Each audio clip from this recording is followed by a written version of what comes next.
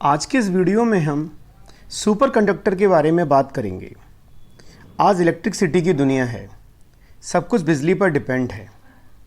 जब करंट किसी कंडक्टर के थ्रू यानी कि चालक में से होकर एक स्थान से दूसरे स्थान तक बहता है तो कंप्लीट एनर्जी एक पॉइंट से दूसरे पॉइंट तक नहीं पहुंच पाती। आप ये कह सकते हैं कि इंडिया में यदि कोई कंडक्टर वायर है, अगर हम उसमें विद्युत धारा प्रवाहित कर रहे हैं तो हम ये कह सकते हैं कि लगभग 20% की हानि हमें हो रही है। यानी कि अगर हम यहाँ से 100% करंट फ्लो कर रहे हैं तो हमारे पास वहाँ पर 80% ही मिल रहा है। तो जो एनर्जी लॉस हो रहा है उसके लिए जिम्मेदार कारक कौन है? वो है प्रतिरोध। धारा के प्रवाह में जो रुकावट होती है उसी को हम प्रतिरोध कहते हैं। लेकिन अगर यही कंसेप्ट हम यूएसए में देखें या अमेरिका जैसे देश में देखें तो वहाँ जो वायरिंग है वो इस प्रकार से बनाई गई है कि जिससे अधिक से अधिक करंट एक स्थान से दूसरे स्थान तक पहुँच सके, या यूँ कहें हम कि एनर्जी लॉस बहुत ही कम हो। जी हाँ, हम सुपर कंडक्टर का डिस्कस कर रहे हैं। सुपर कंडक्टर ऐसे पदार्थ हैं जिनसे बने जो वायर होंगे उनके अंदर जो प्रतिरोध होता है वो नगण्य होता है। हम ये कह सकते हैं कि जब किसी चालक का ताप यदि हम कम करते हैं तो उसका प्रतिरोध घटता है और वह एक चालक बन जाता है। 1911 में एक साइंटिस्ट हुए थे कैमरलिंग ने सबसे पहले एक जो अपना पारा होता है, पारे के लिए अति चालकता की घटना को प्रदर्शित किया।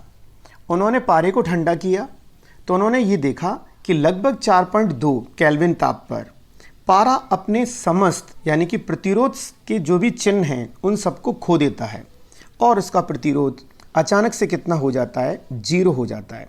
अर्थात जब रेसिस्टेंस ही नहीं होगा तो उस कंडीशन में वो कितना अच्छा चालक बन जाएगा।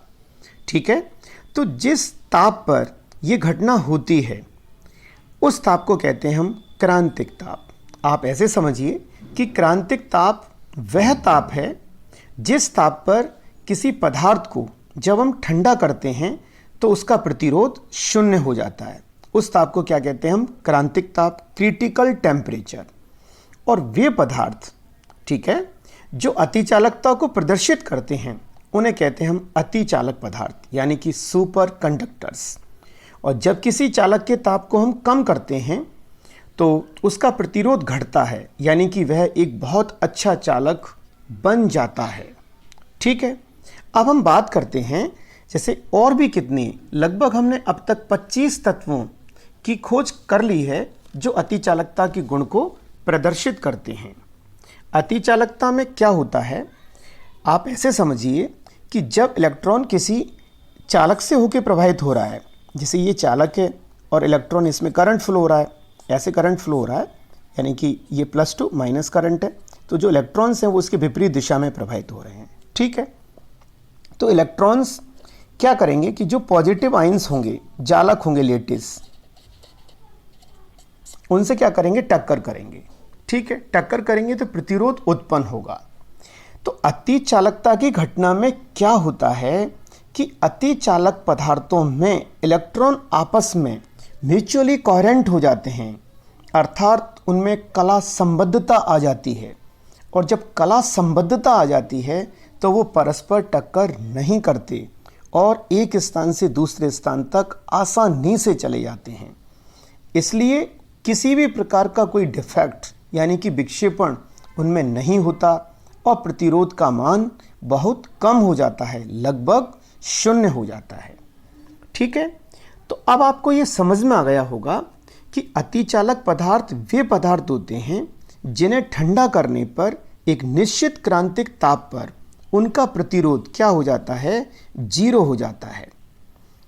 इन्हें अतिचालक पदार्थ कहते हैं और इस गुण को क्या कहते हैं? हम अतिचालकता कहते हैं।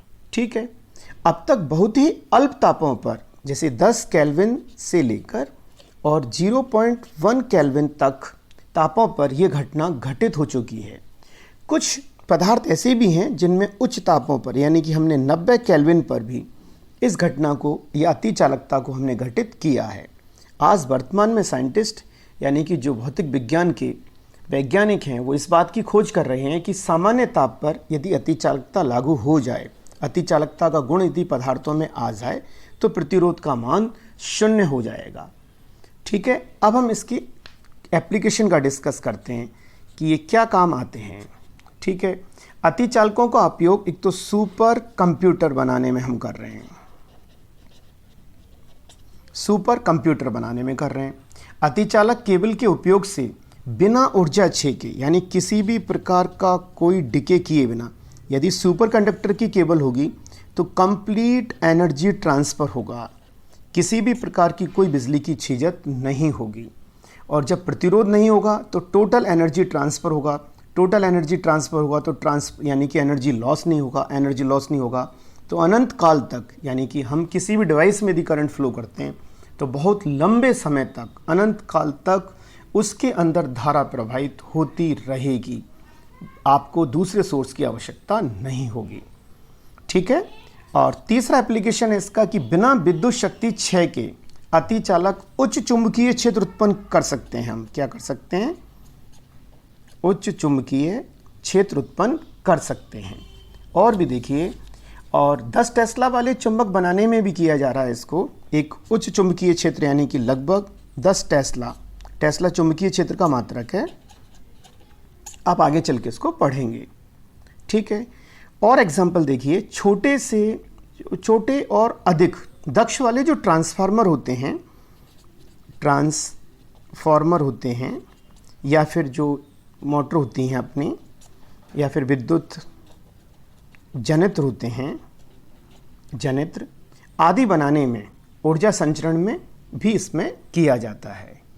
ठीक है, तो इस वीडियो में आई होप आपको ये वीडियो अच्छा लगा होगा, और वीडियो को लाइक करें और चैनल को सब्सक्राइब करें। नेक्स्ट वीडियो में पुनः मिलते हैं, जब तक के लिए गुड बाय।